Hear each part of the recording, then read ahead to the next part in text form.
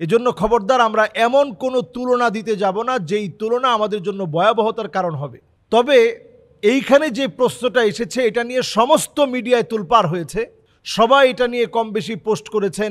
যেহেতু অনেক দিন ধরে তারা সংসার করছে, তাদের সংসার ভালো চলছে, এখন এটা নিয়ে শরীয়ত কি বলে এই জাতীয় কথা বলে ফেললেন যে আমার স্ত্রী আমার কাছে মায়ের মতো। স্ত্রীকে বলা হচ্ছে যে আমার স্ত্রী আমার কাছে একেবারে মায়ের সাদৃশ্য, আমি মা সাদৃশ্য স্ত্রী পেয়েছি। এ জাতীয় কথা বললে বৈবাহিক সম্পর্ক টিকবে কিনা এটি একটি গুরুত্বপূর্ণ প্রশ্ন বলে আমি মনে করছি। এবং কোরআনুল করিমের একটি আয়াত থেকে যদি বলতে হয়, আল্লাহ রাব্বুল আলামিন বলছেন, আল্লাযীনা ইউযাহিরুনা মিনকুম মিন নিসাইহিম মা হুন্না উম্মাহাতিহিম ইন্না উম্মাহাতুহুম ইল্লাল্লাহি ওয়ালাদনাহুম। কোরআনুল করিমের এই আয়াতে কারিমা অনুযায়ী আল্লাহ তাআলা বলছেন যে তোমাদের স্ত্রী তোমাদের মা নয় এবং মায়ের সাথে স্ত্রীকে সাদৃশ্য দেওয়া যাবে না। তোমাদের মা কেবল তিনি যিনি তোমাকে জন্ম দিয়েছেন, তিনি তোমার মা।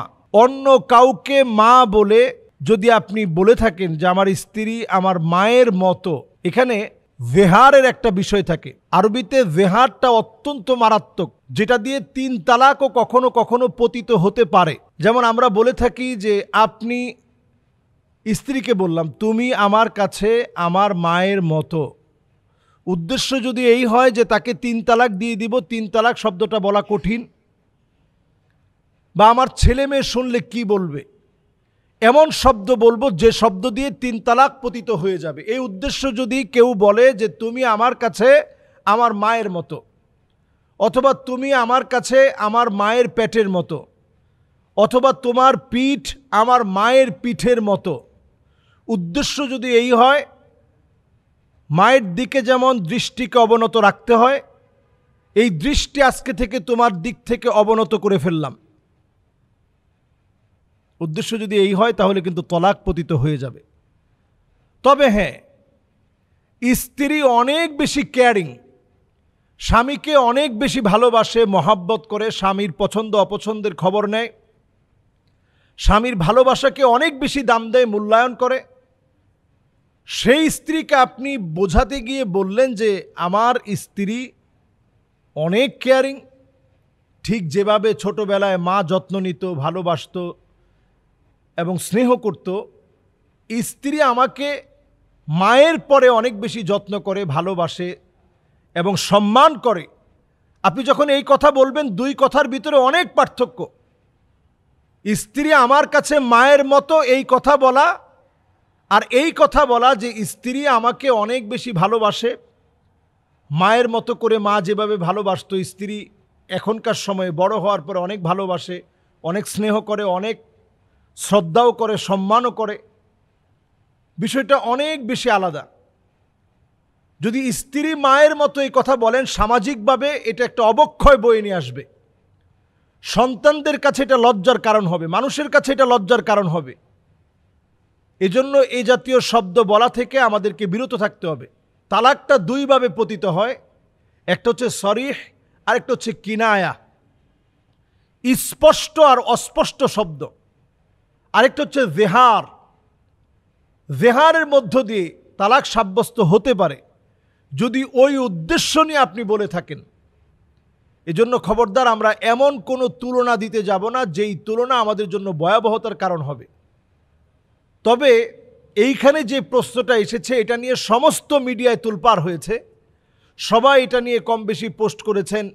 যেহেতু অনেক দিন ধরে তারা সংসার করছে, তাদের সংসার ভালো চলছে, এখন এটা নিয়ে শরীয়ত কি বলে এই জাতীয় কথা বলে ফেললেন যে আমার স্ত্রী আমার কাছে মায়ের মতো। তো এই যে কথাটা বলে ফেলেছে, এই কথাটা আসলে ভুল হয়েছে। এজন্য স্বামী স্ত্রী উভয় মিলে আল্লাহর কাছে তওবা করে নিতে হবে, কারণ এটা অসামঞ্জস্যপূর্ণ একটা কথা হয়েছে। আমরা স্ত্রীদেরকে প্রশংসা করব, ভালোবাসা দিব, তবে এমন কথা বলবো না স্ত্রীদেরকে খুশি করার জন্যে যেটা নিজেরা হাসির পাত্র হয়ে যাব। এই কথাটা এমন একটা কথা হয়েছে, নিজেরা হাসির পাত্র হয়ে গিয়েছি। সামাজিকভাবে সম্মানের জায়গায় বরং অসম্মান আমাদের জন্য বয়ে আনবে এমন একটা কথা হয়ে গিয়েছে। এজন্য আমরা স্ত্রীদের প্রশংসা করতে গিয়ে সুন্দর সুন্দর শব্দ বলবো।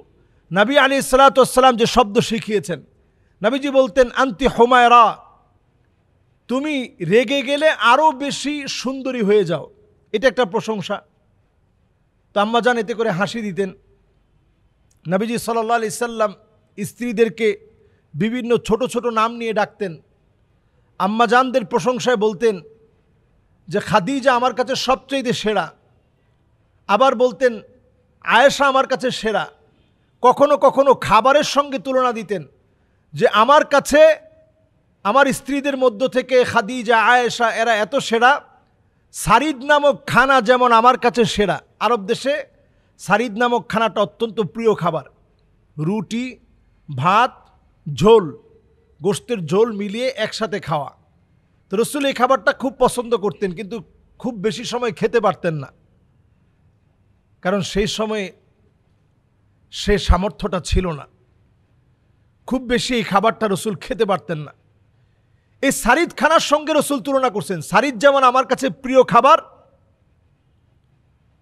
এইভাবে খাদিজা আমার কাছে প্রিয় স্ত্রী। আবার আম্মাজান আয়েশা সিদ্দিকা রাদিয়াল্লাহু তাআলা আনহার প্রশংসা অন্য হাদিসের ভিতরে নবীজি করেছেন। খয়রু নিসাইল আলামিন আরবা'a, চারজন নারীকে নবীজি শ্রেষ্ঠ নারী বলছেন। এর মধ্যে আম্মাজানদের কথা নবীজি উল্লেখ করছেন, মারিয়াম আলাইহিস সালামের কথা বলছেন, এর মধ্যে ফাতেমা রাদিয়াল্লাহু তাআলা আনহা ও আরদাহার কথা বলছেন, এর মধ্যে আসিয়ার কথা বলছেন। তো নবীজি সাল্লাল্লাহু আলাইহি সাল্লাম যাকে যেইভাবে সম্মান দেওয়া দরকার নবীজি তাকে সেইভাবেই সম্মান দিতেন। আমরা অতিরিক্ত সম্মানের জায়গায় বসানোর চেষ্টা করব না।